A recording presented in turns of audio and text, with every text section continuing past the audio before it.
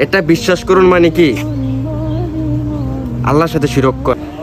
আসসালামু আলাইকুম।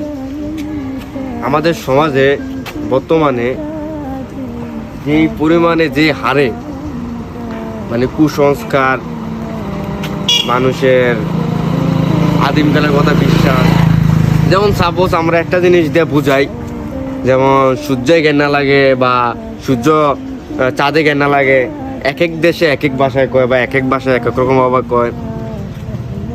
এটা কয় যেটা মানে সূর্যের সামনে চাঁদ চলে আসে, চাঁদের সামনে সূর্য চলে আসে, তখন বলে খাওয়া দাওয়া করা যায় না, খাওয়া দাওয়া করলে পেটে সমস্যা হয়, বা গর্ভবতী মহিলারা যারা আছে, মেয়েরা যারা আছে, তাদের বিশাল বড় সমস্যা হয়। আসলে কি কথাটা সত্যি? আসলে কথাটা সত্যি না। এটা বিশ্বাস করুন মানে কি আল্লাহর সাথে শিরক করা। তুমি আল্লাহকে বিশ্বাস করো না, তুমি বিশ্বাস করছো চাঁদরে।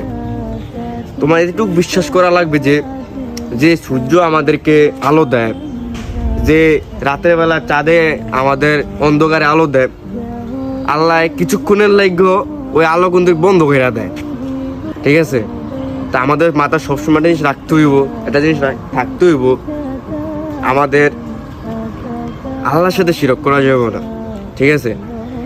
আর এই চাঁদে যখন ঘেন্না লাগে, সূর্য যখন ঘেন্না লাগে, তখন খাওয়া দাওয়া করে না। আসলে কারা খাওয়া দাওয়া করে না? যারা চাঁদের পূজা করে, সূর্যের পূজা করে, তারা আসলে খাওয়া দাওয়া করে না, তারা নিয়মটা মানে। আসলে ভাই আমরা তো মুসলিম, আমাদের এটা মানা ঠিক না। আমাদের বিশ্বাস করতে হবে আল্লাহকে। হয় একটা জিনিস ক্ষতি হয়, ওটা ক্ষতি করে আলোক রোশনি নিয়ে আমাদের চোখের ক্ষতি হতে পারে। তো যাই হোক ভাই, কথা যদি ভুল হয়ে থাকে তাহলে ক্ষমা করে দিয়েন, আমার ভুলগুলো ধরিয়ে দিয়েন, আর যদি ভালো লাগে থাকে তাহলে শেয়ার করে দিন।